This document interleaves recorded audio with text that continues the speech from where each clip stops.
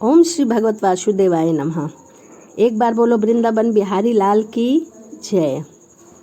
आज मैं आपके लिए वृंदावन से ही जुड़ी एक सत्य घटना पर आधारित कथा लेकर आई हूँ, प्रेम से भरी ओढ़नी।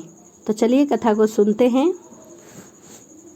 वृंदावन के पास एक गांव में भोली भाली माई पंजीरी रहती थी। वह दूध बेचकर अपने जीवन का निर्वाह करती थी, अपने जीवन की नैया चलाया करती थी। वह मदन मोहन जी की अनन्य भक्त थी। ठाकुर मदन मोहन लाल की उसने बहुत प्रसन्नता करती थी। वे उसे स्वप्न में भी दर्शन दिया करते थे। माई जहाँ भी रहती थी हमेशा मदन मोहन जी की ही बातें किया करती थी, उनसे बहुत ही प्रेम किया करती थी। उन मैया के पास जो भी खाने को रहता उसी को ठाकुर जी को भोग लगा देती थी। पंजीरी उसी दिन ही उन्हें वह चीज़ बनाकर भेंट करती थी। वह उनकी दूध की सेवा नित्य किया करती थी। सबसे पहले उनके लिए प्रसाद निकालती, रोज़ उनके दर्शन करने जाती और दूध दे आती। लेकिन गरीब पंजीरी को चढ़ाने के बाद बचे हुए दूध से इतने पैसे नहीं मिलते थे कि वह 2 वक्त का खाना भी खा पाए। अतः कभी कभी वह मंदिर के बाहर भी बैठ जाया करती थी। समय यमुना जी में थोड़ा सा जल दूध में भी मिला दिया करती थी। फिर लौटकर अपने प्रभु की आराधना में मस्त होकर बाकी समय अपनी कुटिया में बाल गोपाल के भजन कीर्तन किया करती थी। कृष्ण कन्हैया तो अपने भक्त की होठ में ही रहते थे, नित्य नई लीला करते। एक दिन पंजीरी ने एक सुंदर जीवन क्रम में भी रोड़ा आ गया। जल के साथ साथ एक छोटी सी मछली दूध में आ गई और मदन मोहन जी को चढ़ाने के लिए वह चली गई। दूध डालते समय मंदिर का पुजारी की दृष्टि उस मछली पर पड़ गई। पुजारी को बहुत गुस्सा आया, उन्होंने दूध वापस कर दिया। पंजीरी को खूब डांटा और फटकार कर मंदिर से बाहर भगा दिया। पंजीरी पर तो जैसे कि आसमान ही टूट पड़ा। वह रोती बिलखती हुई अपने घर पहुंची कि ठाकुर जी, मुझसे बहुत बड़ा अपराध हो गया है, मुझे क्षमा करो। मैं तो रोज की तरह पानी मिला रही थी, आपसे कहाँ कुछ छुपा है। न मिलाती तो मेरा गुजारा कैसे होता। और वह बेचारी ऐसा कह कह कर रो रही थी। मछली का भी दोष क्या था, उस पर तो तुम्हारी कृपा हुई तो वह तुम्हारे पास पहुंच गई। लेकिन प्रभु, तुमने जो आज तक कोई आपत्ति नहीं की, प्रेम से दूध पीते थे, फिर ये पंडित कौन होता है मुझे मंदिर में घुसने से रोकने वाला। और मुझे ज़्यादा दुख इसलिए है कि तुम्हारे मंदिर के पुजारी ने मुझे इतनी खरी खोटी सुनाई और तुम कुछ नहीं बोले। ठाकुर जी, यही मेरा अपराध है। तो मैं प्रतिज्ञा करती हूँ कि अगर तुम रूठे रहोगे तो मेरा चढ़ावा स्वीकार करोगे तो ही मैं अन्न और जल ग्रहण करूँगी, नहीं तो यहीं प्राण त्याग दूँगी। भूखी प्यासी रोती बिलखती शाम हो गई। तब पंजीरी के कानों में एक मधुर कंठी सुनाई दी, माई ओ माई, उठ, तेरे दरवाजे पर देख, एक सुदर्शन किंतु थका हारा सा एक किशोर कुटिया में झांक रहा है। कौन हो बेटा, कौन हो बेटा। मैया, मैं ब्रिजवासी हूँ, मदन मोहन के दर्शन करने आया हूँ। बड़ी भूख लगी है, कुछ खाने को मिल जाए तो तुम्हारा बड़ा आभारी रहूँगा। पंजीरी के शरीर में ममता की लहर दौड़ गई। और कोई पूछने की बात है बेटा, घर तुम्हारा है, आ जाओ अंदर। जिससे आते तुम पंजीरी पर एक जादू सा हो गया। बड़ी दूर से आए हो क्या बेटा, क्या खाओगे? अभी जल्दी से बना दूंगी। अरे मैया, इस समय क्या रसोई बनाओगी, थोड़ा सा दूध ही दे दो, मैं पीकर चला जाऊंगा। दूध की बात सुनते ही पंजीरी की आंखें डबडबा गई और फिर अपने आप को संभालते हुए बोली, बेटा दूध तो है पर वह सवेरे का है, जरा ठहरो, अभी गैया को सहला कर थोड़ा ताज़ा दूध दूह कर लेकर आती हूँ।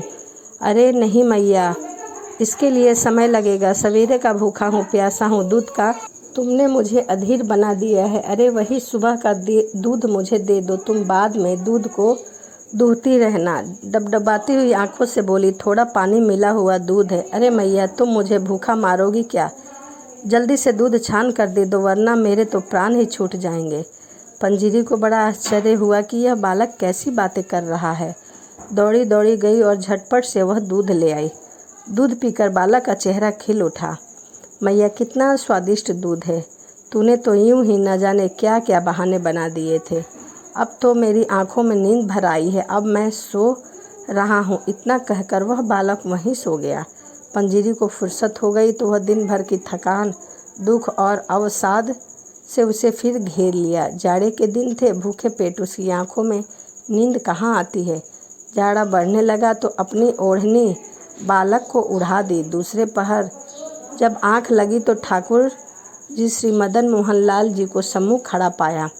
ठाकुर जी बोले, हे मैया, मुझे भूखा मारोगी क्या? पंडित की बात का बुरा ना मानना और ना रूठना। खुद पेट में अन्न का एक दाना तक ना डाला और मुझे दूध पीने को कह रही हो। मैंने जो आज तेरे घर में आकर दूध पिया है, अब तू भी अपना व्रत उसी दूध से तोड़ना। ऐसा कहकर मदन मोहन जी वहाँ से लुप्त हो गए।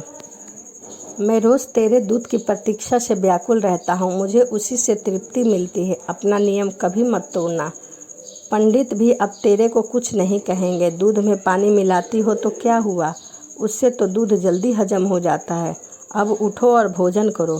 पंजीरी हड़बड़ाती हुई उठी और देखा कि बालक तो कुटिया में कहीं भी नहीं है। सचमुच लाला की कुटिया में पधारने से पंजीरी का रोम रोम हर्षो उल्लास से भर गया और झटपट से 2 टिक्कर बनाकर लाई और मदन मोहन को भोग लगाकर आनंदपूर्वक खाने लगी। उसकी आंखों में आंसू धारा बह रही थी।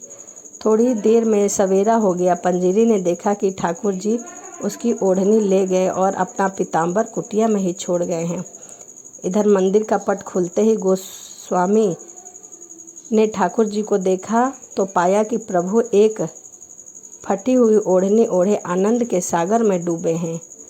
उन्होंने सोचा कि प्रभु ने अवश्य ही कोई लीला की है, लेकिन इसका रहस्य उनको समझ नहीं आया। लीला उद्घाटन के लिए पंजीरी दूध और ठाकुर जी का पीताम्बर लेकर मंदिर के द्वार पर पहुंची और बोली, पंडित जी देखो तो लाला का पीताम्बर मेरे घर पर ही छूट गया था, जिसे मैं ले आई हूँ, और यह मेरी फटी हुई ओढ़नी को लेकर आ गए हैं।